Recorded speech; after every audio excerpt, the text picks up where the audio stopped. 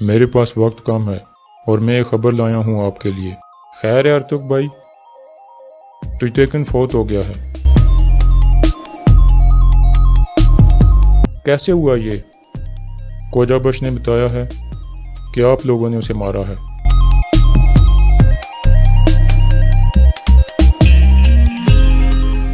सुबह हो गई लेकिन हमें कोई निशान नहीं मिला। ऐसा लगता है जैसे उसे जमीन खा गई हो।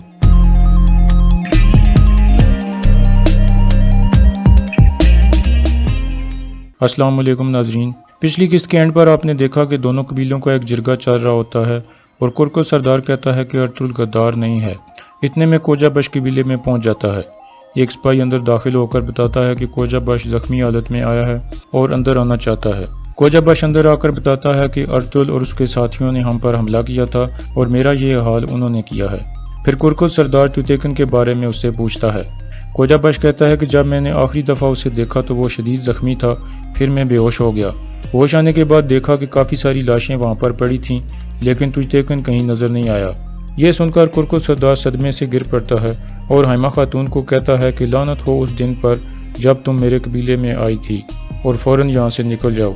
हाइमा खातून कहती हैं कि कोजाबश झूठ बोल रहा है और ऐसा नामुमकिन है, लेकिन दो दुर्गा कबीले के लोगों ने अर्तुल को गद्दार कहना शुरू कर दिया और कहा कि अब तो हमारे सामने सबूत भी आ गया है। इसके बाद कबीले में हर तरफ सरगोशियाँ शुरू हो गईं कि काई कबीले वाले गद्दार हैं और उन्होंने हमारी मदद के बदले में हमें धोखा दिया है। जबकि गुमस्तेकन कहता है कि फ़ौरन सिपाहियों की एक टीम तैयार करो, हम फ़ौरन तुजतेकन को तलाश करने के लिए निकलेंगे और उसे जिंदा या मुर्दा कबीले में लेकर आएंगे। दूसरी तरफ नोयान के डेरे पर नोयान अपनी तलवार से खून धो रहा होता है और कहता है कि आज कितने बहादुर सिपाहियों का मेरे हाथों से खून बह गया। ये बात मुझे अंदर से जला रही है। हम तो चाहते थे कि वो हमारे साथ मिल जाते और फिर हम मिलकर दुनिया फतह करते, लेकिन जब तक इनके सरदार ऐसे लोग हैं तब तक ये एक दूसरे के खिलाफ लड़कर ही मरेंगे। दूसरी तरफ गार में अर्तुल और उसके साथी खाना खा रहे होते हैं। अर्तुल कहता है कि कोजाबश को किसी न किसी तरह खत्म करना होगा। इतने में हकीम अर्तुग वहां पहुंचता है।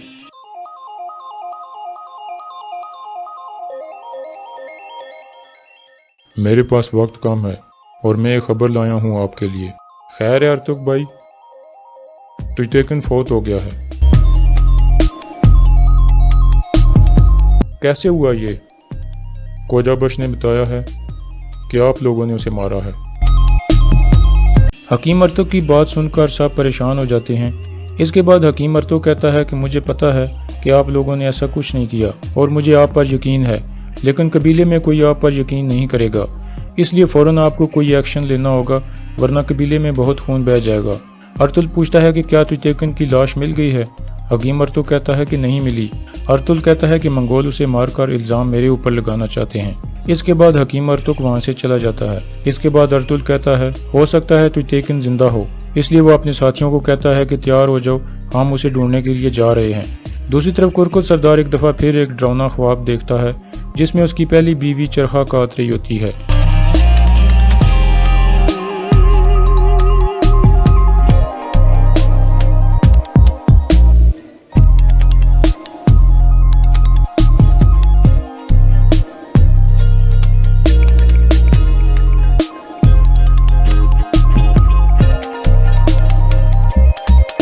जिसके बाद झटके से उसकी आंख खुल जाती है। इसके बाद वो आयतुल को कहता है कि ये हमारे गुनाहों की सज़ा है जो हमें मिल रही है।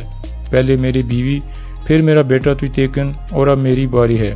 इसके बाद वो कहता है कि कल मैं काई कबीले वालों को यहाँ से निकाल दूंगा, अब उनका हमारे साथ रहना नामुमकिन है।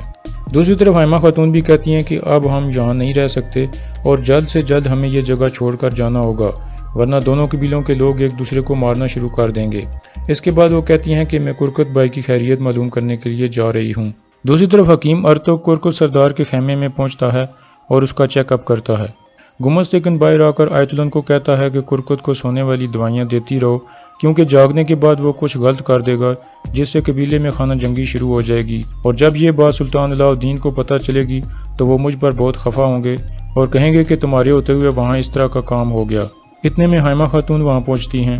आयतुल कहती है कि कुरकुत सरदार को बुखार है और अभी नींद में है, लेकिन उसकी जान खतरे में है और अगर ये जिंदा ना रहा तो सब लोग अर्तुल को ही इसकी मौत का जिम्मेदार समझेंगे और फिर कबीले में बहुत खून बह जाएगा।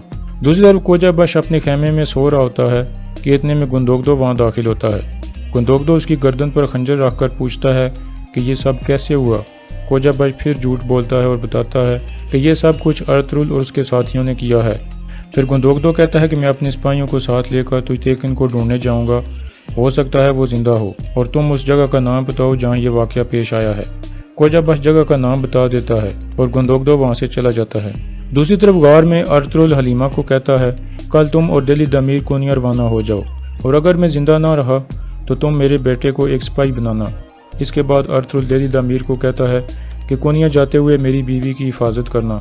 दिली दामीर कहता है कि मैं हलीमा सुल्तान की हिफाजत के लिए अपनी जान भी कुर्बान कर दूंगा। दूसरी तरफ कबीले में गंदोगदो कबीले के तमाम सिपाहियों को एक जगह इकट्ठा करता है और कहता है कि हम तुर्तेकिन को तलाश करेंगे, अल्लाह करे कि वो जिंदा हो, और अगर इस वाक़े में मेरा भाई अर्तुगरुल शामिल हुआ तो मैं खुद अपने हाथों से उसको मार डालूंगा। इसके बाद वो सबको रवाना होने को कहता है।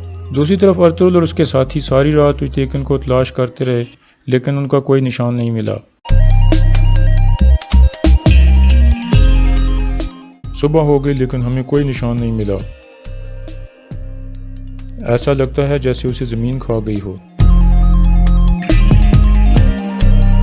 दूसरी तरफ गंदोगदो और गुमस्तेकिन भी अपने सिपाहियों के साथ तुर्तेकिन को तलाश करने में मसरूफ होते हैं।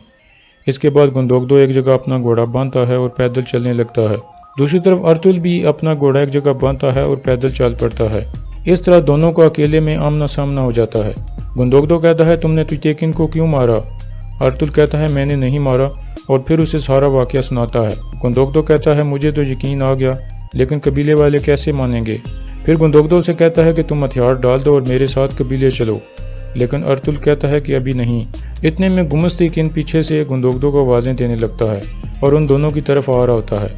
इतने में अर्तुगरुल वहाँ से निकल जाता है और गंदोगदो भी गुमस्तेकिन को अर्तुगरुल के बारे में कुछ नहीं बताता और कहता है कि अभी हमें वापस कबीले में लौट जाना चाहिए। दूसरी तरफ गार में इब्नुल अरबी आते हैं। वो हलीमा सुल्तान और दिली दामीर को शैतान के बारे में बताते हैं और कहते हैं कि हमारा दुश्मन शैतान की तरह है। शैतान हमेशा इंसान को गलत रास्ते की तरफ जाने पर माइल करता है और इंसान को संगदिल बना देता है ताकि वो अल्लाह के बताए हुए रास्ते पर ना चल सके। फिर वो दुआ मांगते हैं कि अल्लाह हमें दुश्मन और शैतान से लड़ने का जज्बा अता करे और हमें वो अक्ल और वो दिल अता करे। और यहाँ इस किस्त का इख्तिताम हो जाता है।